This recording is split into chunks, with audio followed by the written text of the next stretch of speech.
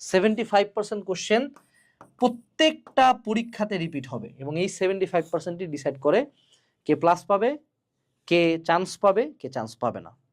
এই জন্য এইচএসসি লাইফের একদম শুরু থেকে তোমার টেবিলে একটা বই রাখা উচিত। যদি যত আগে রাখবা তত ভালো এবং যত লেটে রাখবা তত লস। ধরো তোমার এইচএসসি পরীক্ষা কয়দিন পরে, এই মোমেন্টে এই বইটা লাগবে। ধরো তোমার এইচএসসি পরীক্ষা 2 বছর আছে, তাও এই মোমেন্টে বইটা লাগবে। That is QnA HSC suggestion. এই বইটার ইন্ট্রোডাকশন লাগে না, এই বইয়ের কপি করে অনেকে বই লেখার চেষ্টা করছে, তারপর 2 পার্টের মধ্যে মারামারি লাগে গেছে, কিন্তু প্রথমে এই বই নিজ হাতে, আমার কাছে স্টিল না মূল পাণ্ডুলিপিটা আছে যেটা আমি যে হাতে হাতে লিখছিলাম, এবং নিজ হাতে লেখা হয়েছিল। এই পার্টটা সলিউশনটা পরে আছে। সলিউশনটা হলো পুরো এইচএসসিতে যতগুলো ইম্পর্টেন্ট সৃজনশীল আছে সকল টেস্ট পেপার মেডিজি থেকে এখানে তোলা আছে। সো টেস্ট পেপার মেডিজি আর লাগবে না।